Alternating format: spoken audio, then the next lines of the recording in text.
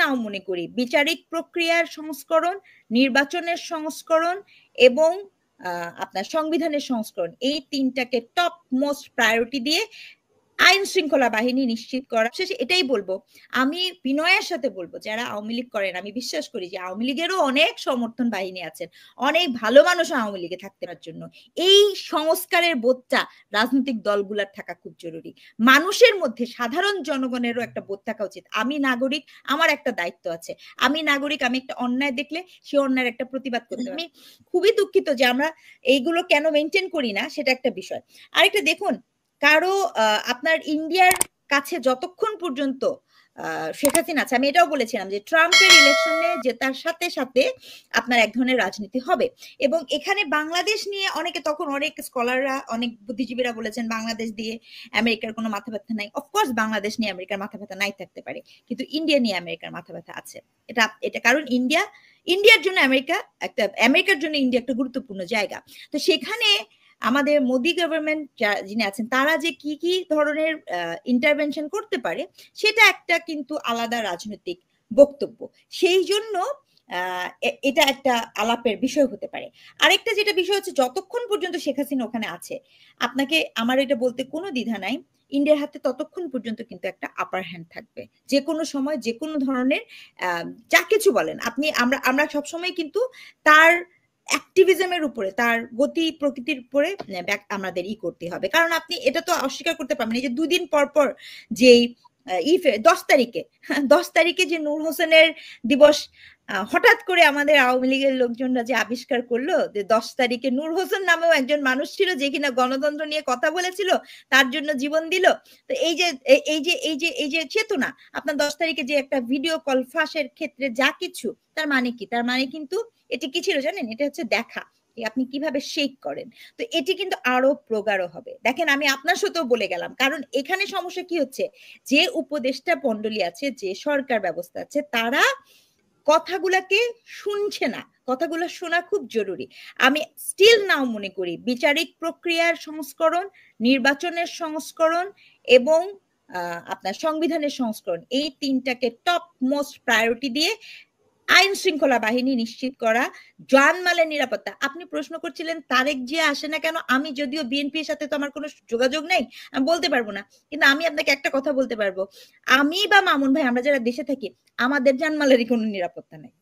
আমরা এটা কিন্তু খুব শুনতে খুবই উইয়ার্ড লাগছে, কিন্তু এটা খুব সত্য। আপনি গত পরশুদিনও ডেফোডিল ইউনিভার্সিটির সামনে আপনার এক মেয়ের হাত নাই পা নাই, তার লাশ পাওয়া গেছে।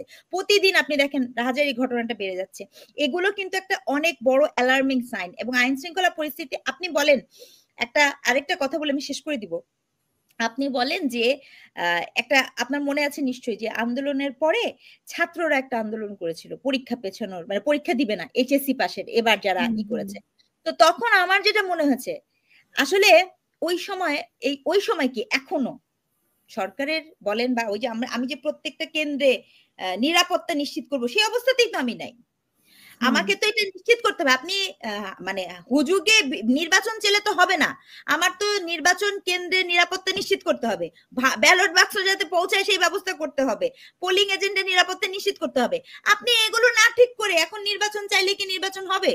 এটা তো শিশুতোষ চাওয়া। আপনাকে তো এই বিষয়গুলোকে চাচ্ছে না, রোড ম্যাপ চাচ্ছে, রোড ম্যাপে চাচ্ছি, কিন্তু ওই রোড ম্যাপটা দেয়া তখনই সম্ভব হবে আপনি এই সিদ্ধান্তে কি এসছেন হাসিনা পা আওয়ামী লীগ ইলেকশন করবে কি করবে না। আগে আপনাকে ইলেকশন, এটা তো আপনার জানতে হবে, রাইট? ইলেকশনের প্রসেসটা তো জানতে হবে। আমি সেজন্যই বলছি প্রায়োরিটি সেট করা।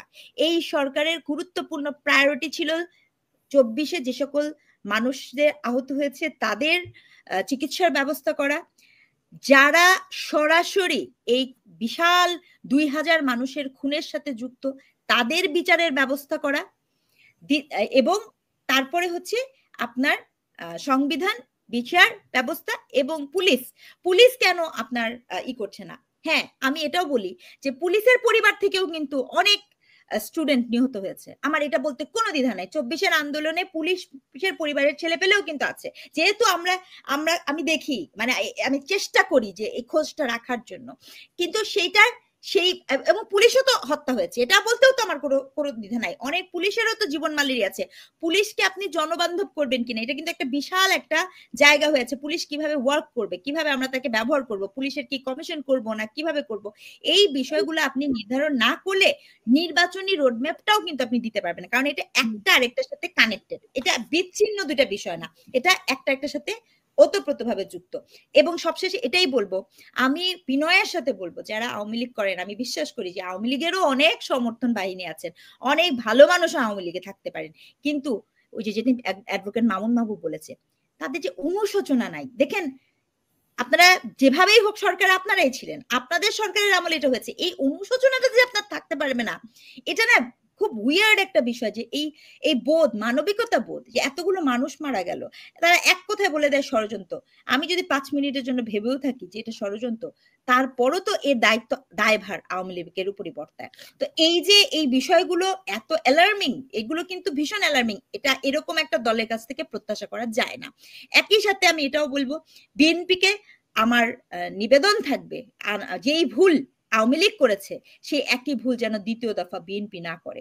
বিএনপি যেন কোনোভাবে তার নেতাকর্মী বলেন, তার জিনিসের মধ্যে বলেন, সে যেন কাল্ট প্রসেস, প্রিস্ট প্রসেস অথবা এই যে চাঁদাবাজি, চিন্তাই, এগুলো যেন কোনোভাবেই প্রশ্রয় না দেয়। এটি বিএনপির প্রতি আমার অনুরোধ থাকবে। এবং জনবান্ধব হওয়া। আমাদের সমস্যা কি হয়েছে, আমরা রাজনীতিকে পেশা হিসেবে নিয়েছি। যিনি রাজনীতিতে আসেন তিনি এইভাবে রাজনীতিতে আসেন যে আমি কত টাকা ইনকাম করতে পারবো। রাজনীতি টাকা ইনকাম করার জন্য না, রাজনীতি মানুষের সেবা করার জন্য। এই সংস্কারের বোধটা রাজনৈতিক দলগুলোর থাকা খুব জরুরি। মানুষের মধ্যে, সাধারণ জনগণেরও একটা বোধ থাকা উচিত, আমি নাগরিক, আমার একটা দায়িত্ব আছে। আমি নাগরিক, আমি একটা অন্যায় দেখলে সে অন্যায়ের একটা প্রতিবাদ করতে পারবো। আজকে আমাদের সবার হাতে একটা করে মোবাইল আছে, আপনার সামনে কোনো একটা অন্যায় হচ্ছে, আপনি সেটা ভিডিও করে সোশ্যাল মিডিয়াতে যদি ছেড়ে দেন, সেটাও একটা প্রতিবাদ। নাগরিকের, আপনি যেখানে সেখানে ময়লাটা ফেলেন না, এটাও একটা প্রতিবাদ। নাগরিক, রাষ্ট্র, রাজনৈতিক দল, এই তিনটাকে একসাথে করেন। আজকে তারেক জিয়া বলেছেন, ওনার ভাষণ শুনলাম আমি, যে উনি বলেছেন যে এখন পর্যন্ত গার্মেন্টস ইন্ডাস্ট্রি আর হচ্ছে প্রবাসী, অবশ্যই প্রবাসীদের এটা অনেক বড় একটা ব্যাপার। এবং আমি মনে করি এই আন্দোলনে প্রবাসীরা যখন রেমিটেন্সটা বন্ধ করে দিয়েছিল, সেটা অনেক বড় একটা ইম্প্যাক্ট ছিল।